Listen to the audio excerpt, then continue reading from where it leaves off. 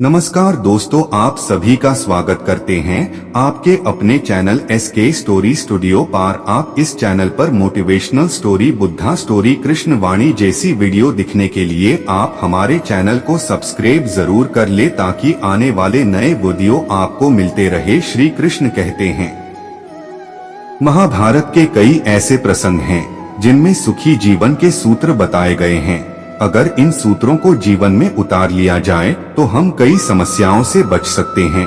यहाँ जानिए अहंकार से जुड़ा महाभारत का एक प्रेरक प्रसंग। इस प्रसंग में श्री कृष्ण ने अर्जुन को समझाया था कि घमंड नहीं करना चाहिए और शत्रु को छोटा न समझें। अर्जुन और कर्ण के बीच युद्ध हो रहा था। दोनों ही योद्धा पूरी शक्ति से लड़ रहे थे।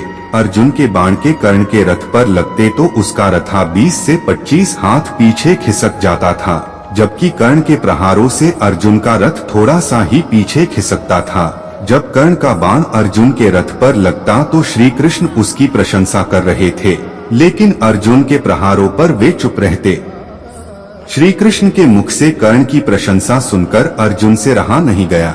उसने श्री कृष्ण से पूछा कि हे केशव, जब मेरे बाण कर्ण के रथ पर लगते हैं तो उसका रथ बहुत पीछे खिसक जाता है, जब एक उसके बाणों से मेरा रथा थोड़ा सा ही खिसकता है। मेरे बाणों की अपेक्षा कर्ण के बाण बहुत कमजोर हैं, फिर भी आप उसकी प्रशंसा क्यों कर रहे हैं? श्री कृष्ण ने जवाब दिया कि तुम्हारे रथ पर मैं स्वयं बैठा हूँ। ऊपर ध्वजा पर हनुमान जी विराजित हैं। रथ के पहियों को स्वयं शेषनाग ने पकड़ रखा है। इन सब के बावजूद कर्ण के प्रहार से ये रथ थोड़ा सा भी पीछे खिसक रहा है, तो इसका मतलब यही है कि उसके बाण कमजोर नहीं हैं। तुम्हारे साथ मैं स्वयं हूँ और कर्ण के साथ सिर्फ उसका पराक्रम है, फिर भी वह तुम्हें कड़ी टक्कर दे रहा है। इसका मतलब ये है कि कर्ण बिल्कुल भी कमजोर नहीं है। ये बातें सुनकर अर्जुन का घमंड टूट गया। कुछ लोगों को कड़ी मेहनत के बाद भी सफलता नहीं मिल पाती है। ऐसी स्थिति में निराश होने से बचना चाहिए। इस संबंध में एक लोक कथा प्रचलित है। कथा के अनुसार एक व्यक्ति बहुत मेहनत करता था, लेकिन उसे सफलता नहीं मिल पा रही थी। असफलता और धन की कमी की वजह से उसकी परेशानियां बढ़ती जा रही थीं। ऐसे में वह दुखी हो गया। एक दिन वह अपने गुरु के पास पहुंचा। दुखी व्यक्ति ने संत को अपनी सारी परेशानियां बता दी। संत ने उसकी सारी बातें ध्यान से सुनी। गुरु समझ गए कि उनका शिष्य बहुत ज्यादा निराश है। उन्होंने शिष्य को एक कथा सुनाई। गुरु ने कहा कि किसी गांव में एक लड़के ने बांस और कैक्टस का पौधा लगाया। बच्चा रोज दोनों पौधों को बराबर पानी देता था, सारी जरूरी देखभाल करता था। इसी तरह काफी समय व्यतीत हो गया। कैक्टस का पौधा तो पनप गया, लेकिन बांस का पौधे में कुछ भी प्रगति नहीं दिख रही थी। लड़का इससे निराश हुआ, लेकिन उसने दोनों पौधों की देखभाल करना जारी रखा। कैक्टस का पौधा तेजी से बढ़ रहा था, लेकिन बांस का पौधा वैसा का वैसा ही था। लड़का ने कुछ दिन और दोनों की देखभाल की। अब बांस के पौधे में थोड़ी सी उन्नति दिखाई दी।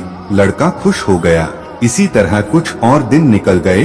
अब बांस का पौधा बहुत तेजी से बढ़ रहा था, कैक्टस का पौधा छोटा रह गया।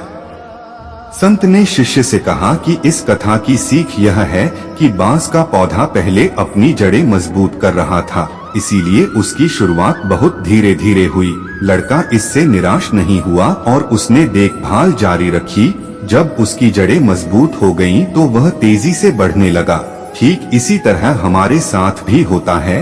कभी कभी हमें भी कड़ी मेहनत करनी पड़ती है, लेकिन फल देरी से मिलता है। ऐसी स्थिति में मेहनत करते रहना चाहिए, निराश होने से बचें। एक सेठ के पास धन की कोई कमी नहीं थी, लेकिन उसका मन अशांत था। एक संत को सेठ ने दक्षिणा में स्वर्ण मुद्राएं दी और कहा कि मन शांत करने का कोई उपाय बताएं। मन की शांति पाने के लिए सबसे पहले हमें इच्छाओं का त्याग करना होगा। इस संबंध एक लोक कथा प्रचलित है। कथा के अनुसार पुराने समय में एक सेठ था। उसके पास धन की कोई कमी नहीं थी, सुख सुविधा की हर चीज थी, लेकिन उसका मन अशांत था। सेठ चाहता था कि उसका मन शांत रहे, लेकिन उसे शांति नहीं मिल रही थी। एक दिन उसके नगर में विद्वान संत पहुँचे। गांव के लोग संत से मिलने पहुँच रहे थे। संत गांव के लोगों की सभी परेशानियों को दूर करने के उपाय बता रहे थे। जब सेठ को ये बात मालूम हुई तो वह भी संत से मिलने पहुंच गया। सेठ ने संत के सामने स्वर्ण मुद्राओं से भरी थैलियां रख दी और कहा कि मेरा मन बहुत अशांत है, कृपा करके कोई ऐसा उपाय बताएं जिससे मुझे शांति मिल सके। संत ने सेठ से कहा कि ये मुद्राएं यहाँ से उठा लो, मैं गरीबों से दान नहीं लेता हूँ। ये सुनकर सेठ हैरान हो गया। उसने कहा कि गुरुदेव, मैं क्षेत्र का सबसे धनी सेठ हूँ, आप मुझे गरीब क्यों बोल रहे हैं? संत ने जवाब दिया कि अगर तू धनवान है तो मेरे पास क्यों आया है?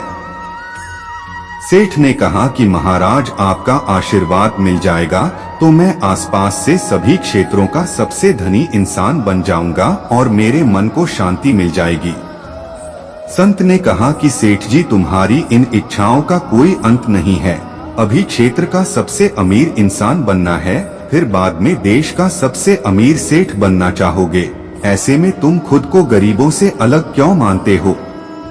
भगवान का दिया सब कुछ होने के बाद भी तुम्हें और चाहिए धन के लोभ में तुम्हें कभी भी शांति नहीं मिल सकती है। जब तक हम इच्छाओं का त्याग नहीं करेंगे तब तक हमारा मन शांत नहीं हो सकता है। इसीलिए अगर शांति चाहते हो तो सभी इच्छाओं का त्याग कर दो। जीवन प्रबंधन। इस प्रसंग की सीख यह है कि जब तक हमारे मन में सुख सुविधाएं पाने की इच्छाएं रहेंगी, हम लगातार धन बढ़ाने के बारे में सोचते रहेंगे। ऐसी स्थिति में मन सदैव अशांत ही रहेगा। मन की शांति चाहिए तो सभी इच्छाओं का त्याग करना जरूरी है।